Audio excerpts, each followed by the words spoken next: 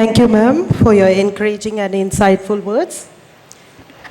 Now, it is our honor to invite our distinguished chief guest, Dr. Ayyappan Rajashekharan, to deliver the keynote address and motivate our tiny guardians to continue shining as protectors of Mother Earth.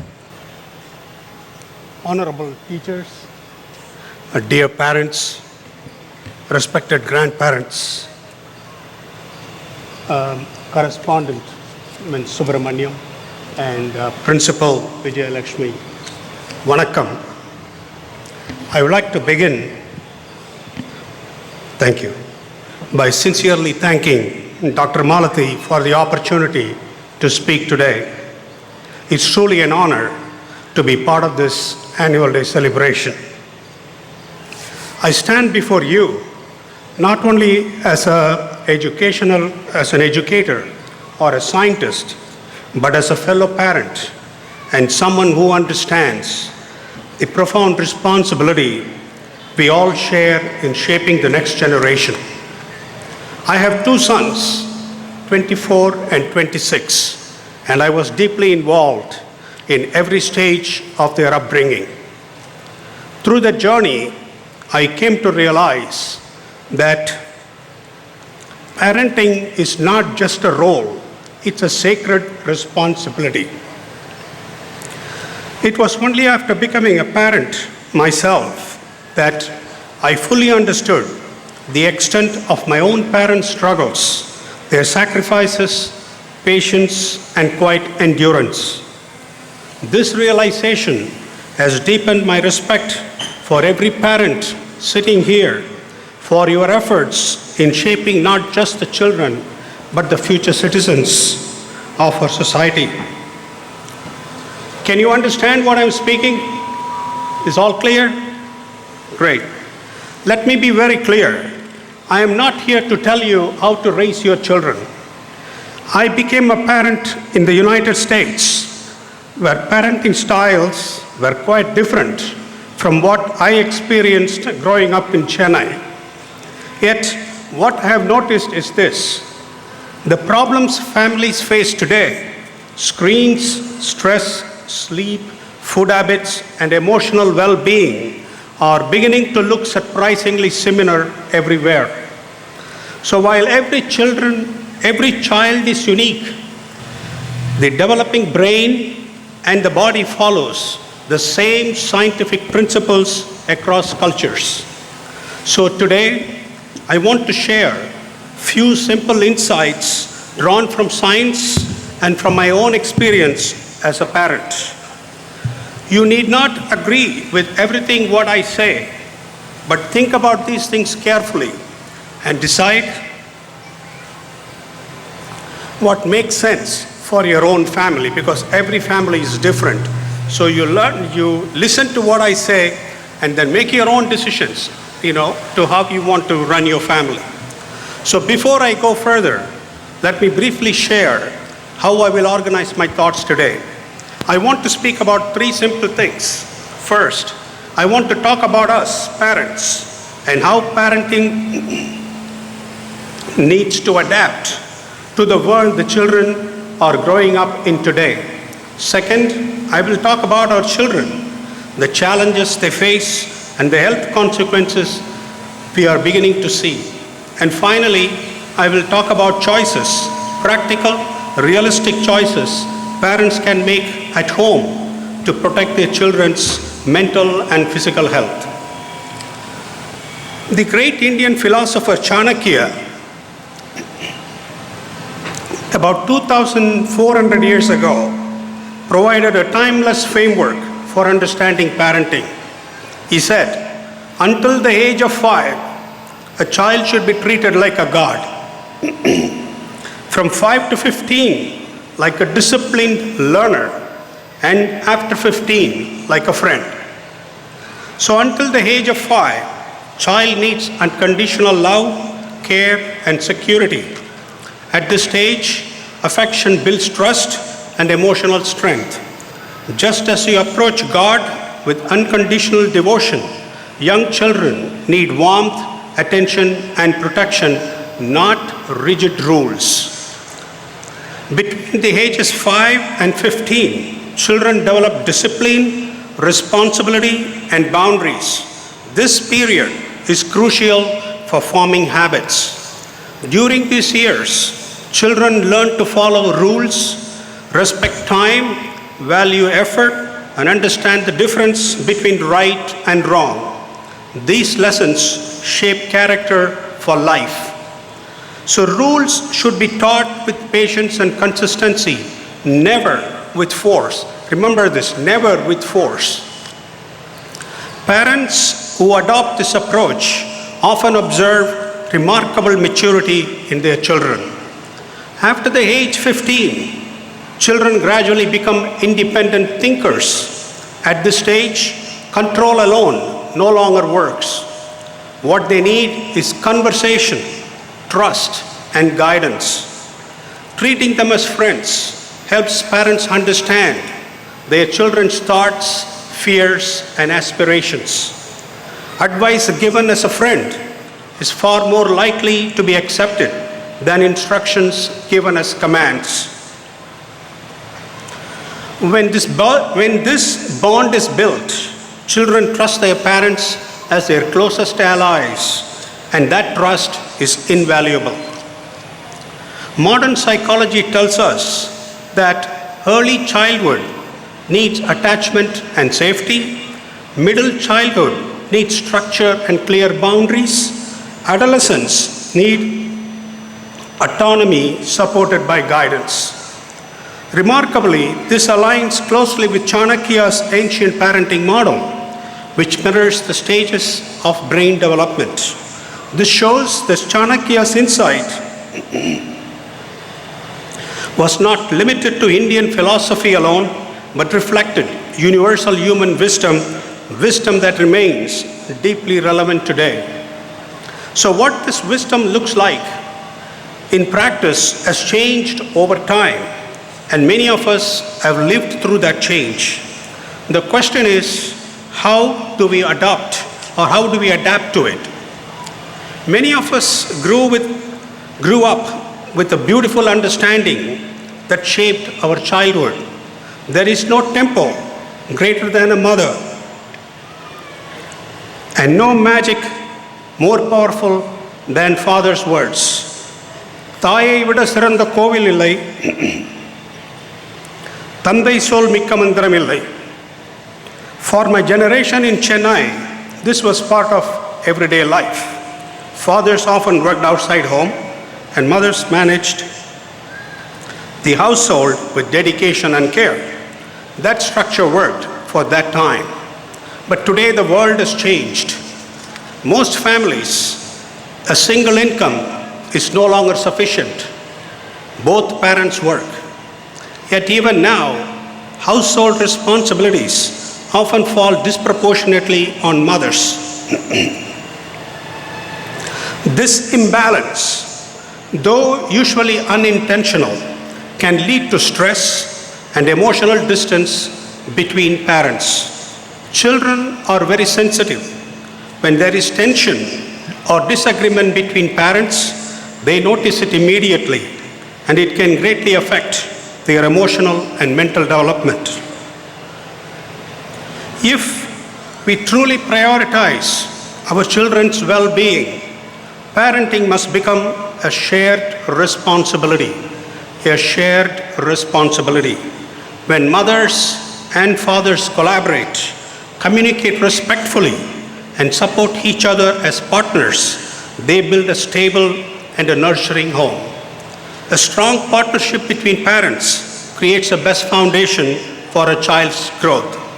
So today, we may need to reframe that beautiful metaphor. Together, mother and father become a child's temple, and their unity is the magic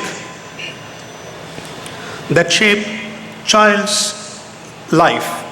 தாயும் தந்தையும் சேர்ந்துதான் குழந்தையின் கோவில். அவர்களின் ஒற்றுமையே குழந்தையின் வாழ்க்கை மந்திரம். So now, let us talk about children. I grew up in Egmore. It's not very far from here.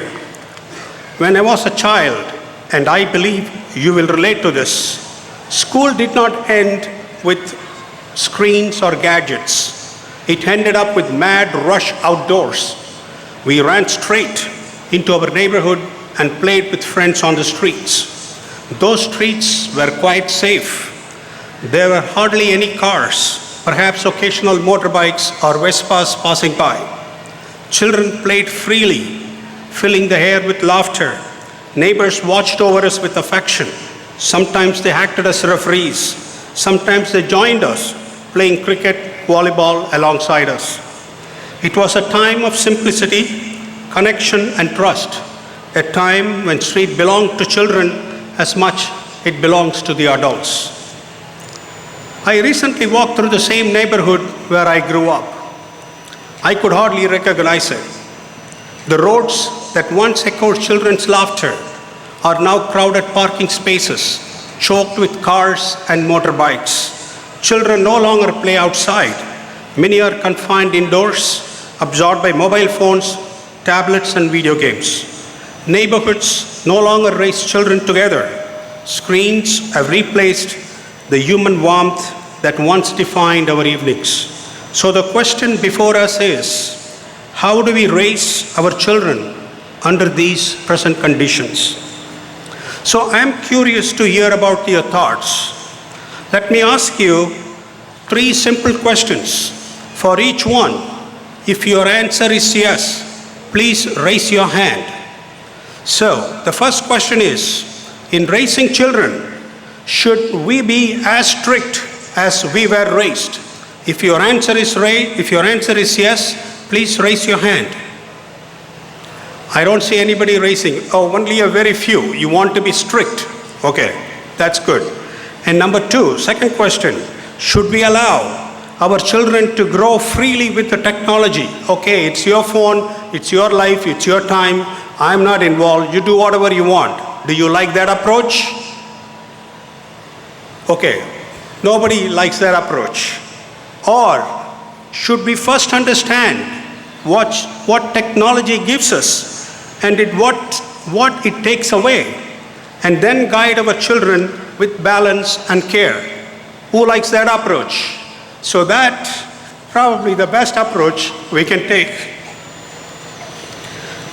But that approach comes with an additional responsibility for the parents, because you have to first learn what this technology is before you can teach your children.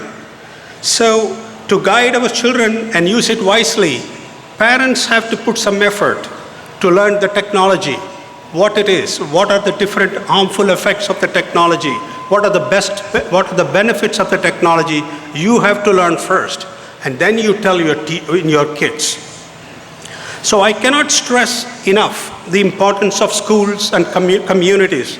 Like I saw, children are performing so beautifully when the school puts a lot of effort into that. So that kind of effort is needed to educate children about technology. So because children spend much time in their day at school, educational institutions have a unique opportunity to guide students toward healthy, informed informed technology use. This works best when communities support schools, creating shared message that reinforces healthy technology habits everywhere children live and learn. Grandparents, with their life experience and steady support, reinforce these values at home. So when parents, schools, communities, and grandparents work together with a common message, children receive clarity instead of confusion. There is an old African saying, it takes a village to raise a child. And that village once included grandparents, parents, neighbors, schools, and communities. But today, we must pause and ask, have we replaced the village with a smartphone? This question brings us to one of the biggest challenges parents face today, the role of phones, tablets, and computers in our children's life. Technology itself is not a problem. It's a powerful and a necessary tool. Screens become problematic when they begin replacing play, sleep, and human connection, and their effects often appear much, much later. To understand why this matters, we need to understand one simple scientific fact. A child's brain continues to develop until mid-20s. Until the child is 25 or 26 years old, the brain continues to develop. The front portion of the brain, called the frontal cortex, it is the last one to develop, and this part of the brain is important for decision making, emotions, and everything. It's a very important part of the brain, and so that needs, the screen can interfere with the development of such main part of the brain. So excessive screen use repeatedly activates the brain's reward system and releases dopamine. I spell it D-O-P-A-M-I-N-E, dopamine, a chemical that signals pleasure and motivation. And this chemical is the center of all the problems we are facing children with the screen, addicted to screen. Because the more and more this chemical comes in, the children want to play more and more. It won't allow them to leave because it keeps them motivated to play. So that is a chemical we have to watch out. So over time, the brain learns to seek the stimulation again and again, making it hard to put down the screens. At the same time, screens disrupt sleep, replace physical activity, and replace face-to-face interaction. Blue light from the screen suppress melatonin, a hormone which is essential not only for sleep, but also for brain development and immune function.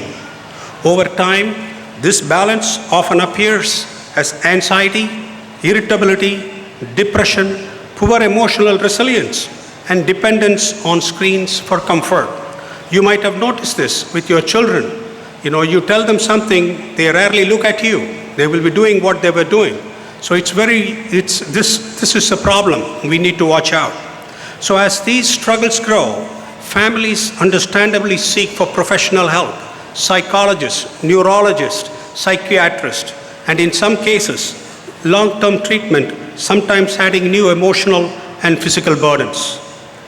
While digital services are essential for education, the real concern is excessive use for entertainment, especially during childhood when habits are forming. This is where parents play a critical role. Rather than banning technology, we must set clear boundaries, use screens thoughtfully, and explain to children why limits matter. It is very important. First, you learn what about the technology, bad things about the technology, and explain to children why limits matter. If you just say, hey, you can't play video game, they are not going to stop it. You need to explain why you cannot play video game. So when parents remain united and consistent, technology stays as a tool and not as a trap.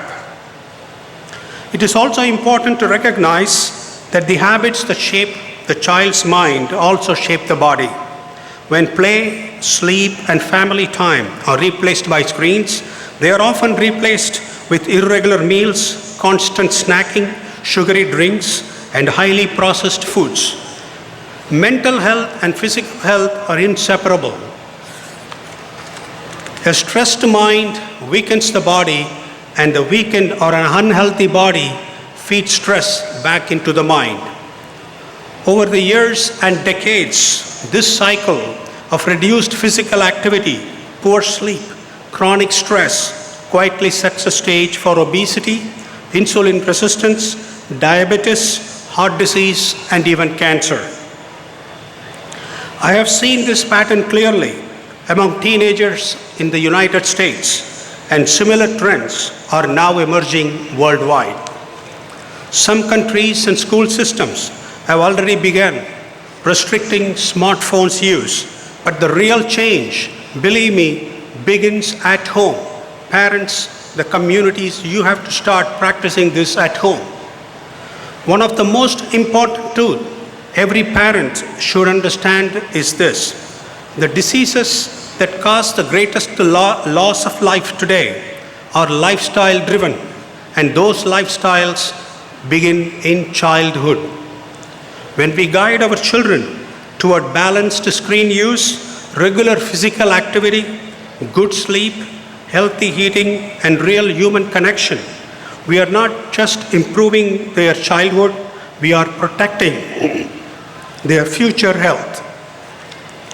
So this naturally leads to a question many parents ask me, so Raj, what it has all to do with cancer?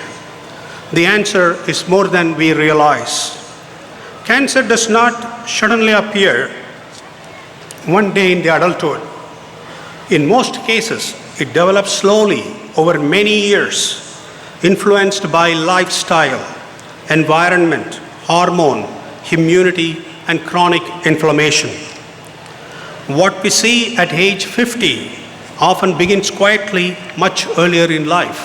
If someone gets cancer at 50 years old, that cancer must have started when you were 20 or 25. It takes about 25 years for the cancer to get as a diagnosable as a disease. So the childhood, our habits, our lifestyles are very, very important to protect the future health of the child. As a scientist, I often look for patterns, and one pattern I see repeatedly is a slow, cumulative change in the body, where small, everyday stresses quietly add up and gradually push a child from health towards disease. I call this as a biological shift. Excessive screen indirectly but powerfully to this process by creating the biological shift in a child's body from health to disease. ஒரு குழந்தையின் உடலில் ஆரோக்கிய நிலையிலிருந்து நோய் நிலைக்கு செல்லும் ஒரு உடலியல் மாற்றம். That's what I mean by biological shift. So let me explain what I mean by shift. The alphabet S in the shift stands for sedentary behavior. When children spend long hours sitting in front of screens, the physical activity drops. They don't run, they don't do any exercise. Their physical activity drops. This leads to obesity and metabolic imbalance. Strong scientific evidence shows that childhood obesity increases the risk of adult cancers, including cancers of the breast, colon, liver, pancreas, uterus, and many more. The H stands for hormonal disruption. Poor sleep and irregular routines disturb hormones such as insulin, cortisol, and melatonin. Melatonin is not only just a sleep hormone, it also protects the cells from damage. It is also important for your defense mechanism. Long-term hormonal imbalance increases risk later in life. I stands for inflammation. Many people get confused inflammation with infection. Infection is when a bacteria or a virus infects you and you get a disease. And inflammation is something different. If a mosquito bites or a bed bug bites, you see suddenly a blister in your arm or your leg or somewhere and with some redness around it. And that is the inflammation. It is because the system, your defense mechanism is trying to fight that whatever that mosquito had bitten. So that is inflammation, and such inflammation can happen inside your body. It can happen inside your lungs. It can happen inside your heart. It can happen anywhere in the body. And that is what I mean by inflammation. So inflammation can happen when you have less physical activity, poor sleep, stress, and unhealthy eating. Often linked to excessive screen use, it raises the chronic inflammation in the body. So long-standing inflammation is a well-known precursor for cancer. F stands for failing immunity. Regular physical activity and good sleep strengthen the immune system, the body's natural defense against abnormal cells. When screens replace play and rest, this defense weakens, reducing the body's ability to detect and eliminate abnormal cells. And T stands for tension or chronic mental illness, mental stress. Persistent stress alters immune function, creating inflammation, an internal environment where disease can slowly take root. So when we talk about screen time, we are not just talking about attention span or eyesight. We are talking about long-term health. Because if you just watch screen and if you play a few hours, you are not going to see an immediate effect. The effect is always much later. That's what parents have to understand. And that is why we need to put effort right now to control and limit the screens. So this brings to another critical area of prevention. What goes into child's body and what goes on to child's body. Let's begin with food, because kitchen is a child's first pharmacy. Highly processed foods, rich in sugar, refined flour, artificial colors, preservatives, and unhealthy fats place constant stress on the body. Over time, they increase inflammation, disrupt metabolism, and weaken the immune system. Frequent consumption of fried food and fast foods contributes to obesity, a major risk factor for both cancer and heart disease. Many of us grew up with regular meals, breakfast, lunch, and dinner. Today, constant snacking, irregular eating, even late at night have become common. This disrupts digestion, promotes chronic irritations of the digestive tract, raising the risk for cancers of esophagus, stomach, and intestines. Our traditional diets, simple meals built around grains, protein-rich lentils, fish or chicken, vegetables, fruits in moderate portions were grounded in balance. Modern science is now confirming that our elders already knew good food strengthens the body's natural defenses. In the West, the same pattern is often called as the Mediterranean diet, associated with longer and healthier lives. Next, we must consider what we apply in our children's bodies. Many products, everyday products like deodorants, perfumes, sprays, and heavily scented cosmetics contain chemicals such as parabens and phthalates. These substances can be absorbed through the skin and interfere with the hormonal balance. And many of them, stimulate estrogen. And estrogen is an hormone needed for a lot of functions in our body. So when these substances are absorbed into the skin, they interfere with the hormonal balance, especially during childhood and adolescence, when the body is still developing. So this does not mean abandoning the hygiene. Cleanliness is essential, but clean does not mean chemical heavy. Simple bathing, mild soaps, and minimal use of sprays are usually more than sufficient for children. Finally, we must think about environmental exposures, air pollution, indoor chemicals, plastics, synthetic materials may seem unavoidable, but small and practical choices matter. Better ventilation, reduced plastic use for food storage, access to clean water, and everyday awareness can significantly reduce long-term health risk. And one more important thing I want to mention about secondhand smoke. If some parents here smoke, and they should never smoke in front of the children, because the children take the smoke and that has much more deleterious effect for children. So if you have to smoke, you smoke somewhere else, not in the presence of children. So what can we do as parents? First, we must recognize that excessive screen use can become habit-forming behavior. Screens stimulate the brain reward system, much like any other addictions. They produce the same dopamine, like a person addicted for alcohol, a person addicted for playing horse race and all these things. It's the same addiction. So screens induces the same type of addiction. The same chemical dopamine is produced during this process. So that's why you should not suddenly ban the screens. It can often backfire. Instead, we must choose conversation over confrontation, explaining to our children why limits matter for their sleep, mood, health, and future. Gradually reducing screen is far more effective than imposing overnight restrictions. The goal here is not perfection. The goal here is not perfection, but balance. Most pediatric guidelines suggest limiting recreational screen time for about just 2 hours a day, while still allowing them room for learning healthy social connections. So whenever possible, we should replace screens with real life, outdoor play, family meals, shared activities, and regular sleep routines.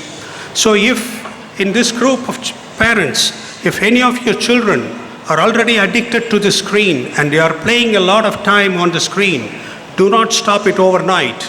That can backfire. You have to slowly explain them why they should not play so long and gradually reduce the time, and then slowly reduce, and that could be a much better approach rather than just stopping, hey, you cannot play video game anymore because it's not good for you for the future. That will not work. Screens naturally shrink when life expands. So before I conclude, let me leave you with one simple thought. In Tamil, we often say, "Vidai nandraga irundal vilaichal nalla varum." If the seed is good, the harvest will be good. The habits our children form today, how much they move, how they eat, how they sleep, how much time they spend on screens, and how connected they feel with people, these are the seeds that quietly shape their future health. Mental health and physical health are like two bullocks pulling the same cart. If one is weak, the cart cannot move forward. A stressed mind weakens the body, and an unhealthy body feeds stress back into the mind. So when screens replace play, sleep, and human connection, this balance is disturbed. Cancer, diabetes, heart disease do not just show up one morning out of the blue. They develop slowly and quietly, like a weed in a field that no one has been attending. Long before symptoms appear, everyday choices add up and shape our health. So that's why prevention is not about fear. So don't get scared. Oh, you can talk about cancer. You cannot talk about this prevention because it's scary. No. Prevention is a smart thing. That is about foresight. You are thinking much ahead of what can happen in the future.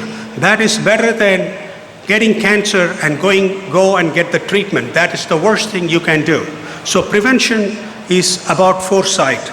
As parents, we do not need to be perfect. We only need to be aware and consistent. You should know whatever I said. You should be aware of all these things. And you can find a lot of this information online from good websites. So understand and aware these things and try to educate your children from your knowledge, what you gain, from understanding. So limit screens, encourage play, protect sleep, choose simple food, reduce unnecessary chemicals. Most importantly, give your time for your children, especially during high school years. Talk openly with them about health issues. There is nothing to hide. You can talk everything. You can talk openly to a high school student because they like to hear that. Because I had given talks in a lot of high schools and children love to hear about what they can do to prevent getting cancer and how can they live happily in the future. So you can talk to them very freely. So maunam padagapalla urayadale padagapu. So when parents speak openly, children listen and learn. I have spent nearly 40 years studying cancer, how it begins, how it spreads, and how to stop it. And the most important lesson I have learned is this: the strongest medicine is not found in the hospitals. It is found in homes. It is found in you, the parents, how you grow your children. So that belief led me to start the Cancer Vision Foundation with one simple goal: to educate children and families so that fewer people have to face this disease. Let me end with one Tamil line that captures everything I have shared with you today. நோய் வருவதற்கு முன் பாதுகாப்பே சிறந்த சிகிச்சை. Prevention before disease is the greatest cure. As parents, that foresight is the greatest gift you can give your children. Thank you.